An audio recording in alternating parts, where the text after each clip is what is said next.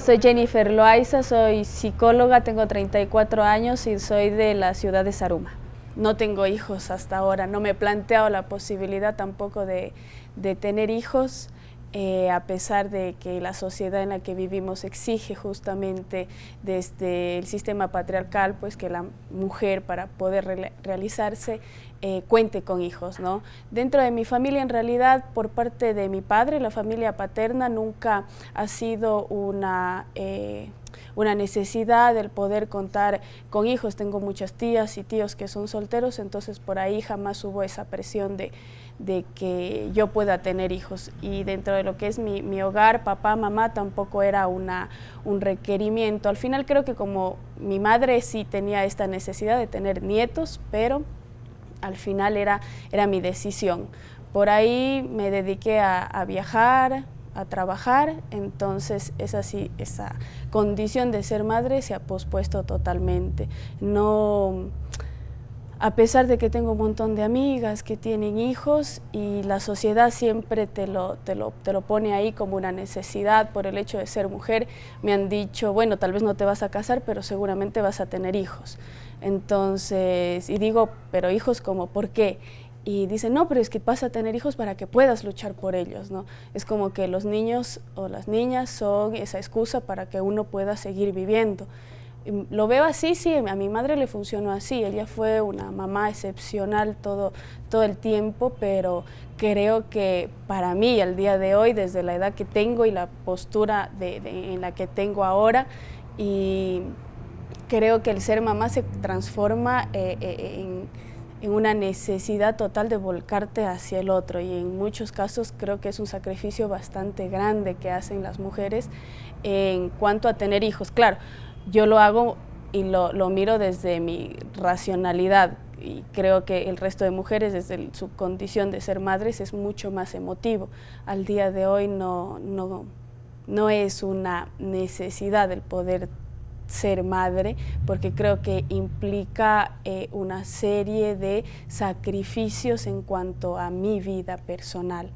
De ahí tengo experiencias muy fuertes desde mi trabajo. Yo soy psicóloga y he trabajado con víctimas de violencia durante 10 años, y con ello también he atendido a niñas, adolescentes que han sido violadas, y han terminado y han resultado embarazadas. Creo que esa condición es la más choqueante para mí, porque entiendo que les toca ser madres a la fuerza, no porque han decidido. Entonces es bastante dualista la situación, porque por un lado está la situación o el acto de la violación y tal, que hay que denunciarlo y que el sistema te obliga a canalizarlo por ese lado, pero luego tienes esta situación de que los padres le apoyan para que luego tenga el hijo también, y a mí se me viene por el otro lado, y por qué no la posibilidad de abortar también. Hay un montón de situaciones que se entretejen entre todo eso, y al final respetas porque es decisión del otro. Luego me doy cuenta que es una adolescente de 14, de 16 años que va a ser mamá y que definitivamente no está lista tampoco para ser mamá. Entonces hay un montón de momentos en donde que creo que se pone en juego la satisfacción o no de ser madre, y yo, al acompañar a tantas mujeres durante 10 años, creo que me he vuelto muy resistente en el hecho de pensar en poder ser madre por las situaciones difíciles y conflictivas que la sociedad te brinda. Y no sé si te das cuenta que cuando lo hablo es una cosa muy racional y cero emotividad, entonces por ahí creo que no encajaría con el común de las mujeres, tal vez que de verdad lo sienten, pero lo sienten desde el corazón. Entonces para mí eso ya, creo que ya pasó esa época de ser más emoción, y al día de hoy soy mucho más cabeza, más razón. Siempre se dice que biológicamente una mujer está lista para ser mamá como en la etapa de los 20, ¿no? Porque creo que el organismo funciona de una manera favorable para acoger a esta nueva vida y todo lo demás. Y digo, yo creo que a mis 25 quise ser mamá, era como una idea de que a largo plazo iba a ser mamá, pero luego llegaron los 30 y dije no, o sea, por ahí no va. Y para mí uno de mis objetivos principales fue el poder tener una profesión, tener estudios, salir del país, estudiar una maestría, y creo que esos han sido mis hijos o hijas y los logros que yo he tenido y en donde yo me puedo reflejar, pero no puedo a esta edad como encajar en tener que poner mis emociones en otra persona que va a depender de mí. Y que justo hoy yo pensaba, porque tenía que sacar a pasear a mi perra, y yo decía, sí, la Luna es una perrita que probablemente va a vivir 10 años tal vez, y si tuviera que viajar y mudarme, yo puedo dejarla o la podría regalar, pero no puedes hacer eso con tu hijo, te lo tienes que llevar contigo y es una responsabilidad que es para toda la vida. Entonces no sé si también encaja por el otro lado de no querer tener responsabilidades como muy grandes. No sé si por ahí va también, pero porque cuando se es mamá, tienes tú, tu hijo, y lo tienes que cuidar para siempre, o sea, ese vínculo no se pierde.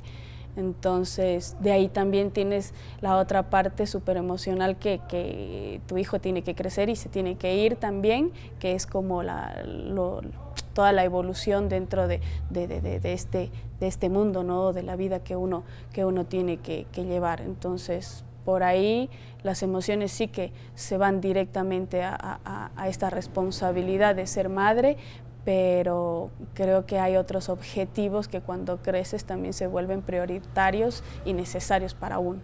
No quiero que nadie tenga como que yo transmitirlo. Veo mucho, ¿no? Los padres quieren justamente dejar el apellido, dejar una profesión o dejar bienes, no sé. Siempre hay algo que se pueda heredar a esa otra persona, pero creo que también eso, no sé si es que esté bien lo que voy a decir, pero también es un sentir súper narcisista tal vez, porque no me creo capaz en poder tener un hijo y darle o educarlo de la mejor manera, porque tú vives en un mundo en donde está súper como convulsionado y a pesar, y tal vez creo que es desde mi profesión, no sé si la psicología me ha bloqueado un montón por ahí, pero tengo tantas cosas y tantas experiencias negativas de los seres humanos que al final es como, sí, si tengo un hijo, ¿qué es lo que le estás heredando? Puedes heredar muchas cosas materiales, pero como mundo o como seres humanos que no somos de paz, yo creo que los seres humanos terminamos siendo enemigos entre nosotros mismos. Entonces, ¿qué es lo que le vas a dejar en realidad? Sí, le puedo dejar una casa, una profesión y tal, pero no es el mejor ambiente en el que vivimos. Entonces, por mi lado no tendría nada que heredar en realidad. Yo creo que él tendría, ese hijo o esa hija tendría que conseguir algo propio y forjárselo por sus propios medios. Tengo una amiga muy cercana que acaba de embarazarse y para ella fue muy fuerte porque no sabía, son enamorados, entonces no había una responsabilidad mayor de casarse o de ser padres.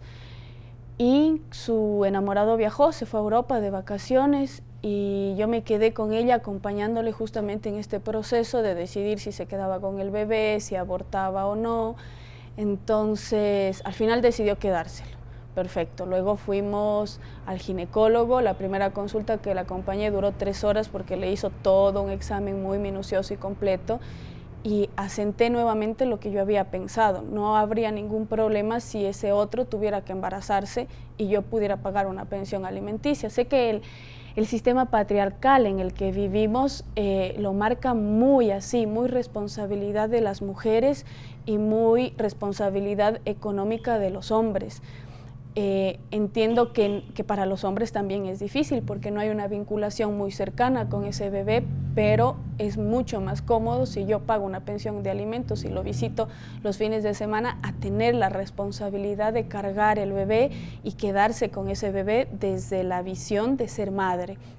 Mi amiga ha tenido un montón de estragos, vómitos, náuseas, tuvo que faltar al trabajo, tuvo una amenaza de aborto y todo eso se lo tuvo que bancar ella, o sea, fue ella como mujer quien lo sostuvo y yo la acompañaba, pero como quien le ayudaba a ir al ginecólogo, a la consulta, y su pareja no estaba porque él estaba de vacaciones. Entonces creo que nuevamente el embarazo termina siendo una responsabilidad bastante grande para las mujeres, y los hombres sí que están ahí acompañando, pero sería mucho mejor si al final lo hacemos uno a uno. Tú te embarazas una vez y yo me embarazo la próxima, y así es bastante equitativo, porque de lo contrario no me arriesgo a embarazarme.